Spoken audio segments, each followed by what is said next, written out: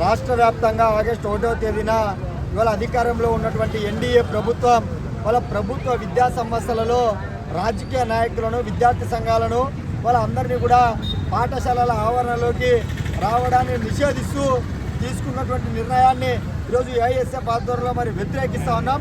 వాళ్ళ రాష్ట్ర వ్యాప్తంగా వాళ్ళ ఎన్డీఏ ప్రభుత్వం మరి విద్యా సంస్థలలో జరుగుతున్నటువంటి అవినీతి అన్యాయ అక్రయాలను ప్రశ్నిస్తూ ఉన్నటువంటి విద్యార్థి సంఘాలు రాకూడదన్నటువంటి ఉద్దేశంతోనే ఇవాళ ఆ జీవోని తీసుకొచ్చారు.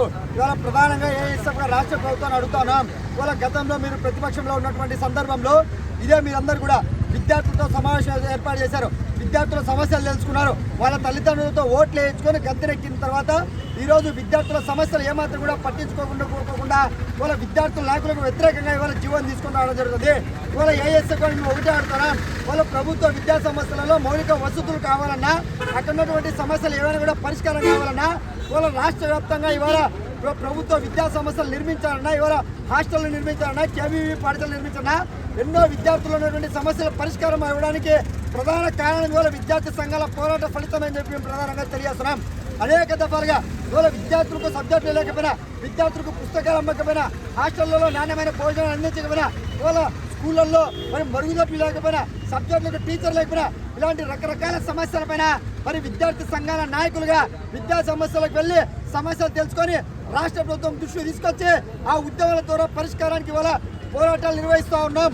కానీ ఈ పోరాటాలను అనగదొక్కేందుకే ఇవాళ ఎన్డీఏ ప్రభుత్వంలో ఉన్నటువంటి నాయకులు ఇవాళ కార్పొరేట్ విద్యా సంస్థలకు ప్రత్యక్షంగా ప్రోత్సహించడానికి ఈ జీవోని తీసుకొని రావడం జరిగింది. ఇవాళ ఇప్పుడున్నటువంటి నాయకుల్ని ఏఎస్ఎఫ్ అడుగుతున్నాం.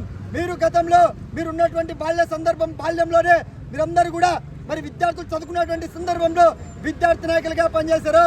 మీరు పోరాటాలు నిర్వహించలేదా? మీరు విద్యా సమస్యల్లోకి వెళ్ళరా? అప్పుడు ఈ జీవోలు గుర్తుకు రాలేదా? దేశంలో ఏ రాష్ట్రంలో కూడా లేనటువంటి జీవోని ఈ ఆంధ్రప్రదేశ్ రాష్ట్రంలో తీసుకొచ్చి మరి విద్యా సమస్యలో ఉన్నటువంటి మరి హెచ్ఎంలు కావచ్చు, మరి కేజీవీపీ కావచ్చు, గురుకులు కావచ్చు, అక్కడ ఉన్నటువంటి సమస్యలను బయటికి రాకోకుండా వాళ్ళ పేరెంట్స్ అసోసియేషన్ మీటింగ్ వాళ్ళు మాత్రమే లోపల రాలంటారు. వాళ్ళ పేరెంట్స్ అసోసియేషన్ సంబంధించి ఎవరుంటారు? ఏ ప్రభుత్వం అయితే అధికారంలోకి ఉందో వాళ్ళకి సంబంధించినటువంటి నాయకులే వాళ్ళ పేరెంట్స్ అసోసియేషన్ మీటింగ్లో ఉంటారు. దాన్ని ఏఎస్ఎఫ్ ఖండిస్తున్నాం. రాష్ట్ర ప్రభుత్వం తీసుకొచ్చినటువంటి జీవోను తక్షణమే రద్దు చేయాలా? రద్దు చేయకపోతే రాష్ట్ర వ్యాప్తంగా పెద్ద ఎత్తున ఆందోళన కార్యక్రమాలు నిర్వహిస్తామని చెప్పి ఈ సందర్భంగా రాష్ట్ర ప్రభుత్వాన్ని హెచ్చరిస్తా ఉన్నాం. మరోవైపు మరి కార్పొరేట్ ప్రైవేట్ విద్యా సంస్థలకు కూడా ఏఎస్ఎఫ్ గా తెలియజేస్తున్నాం. ఇవాళ కార్పొరేట్ ప్రైవేట్ విద్యా సంస్థల యాజమాన్యులు, ప్రిన్సిపాల్లు, హెచ్ఎంలు వాళ్ళందరూ కూడా వాళ్ళ ప్రభుత్వం విద్యా సంస్థలకు ఎవరు కూడా అనుమతించాలని చెప్పి ఒక జీవోని తీసుకొస్తే ఇవాళ వాళ్ళందరూ కూడా మరి వాట్సాప్ స్టేటస్లో కావచ్చు, పత్రికా ప్రకటనలు ఇస్తా ఉన్నారు.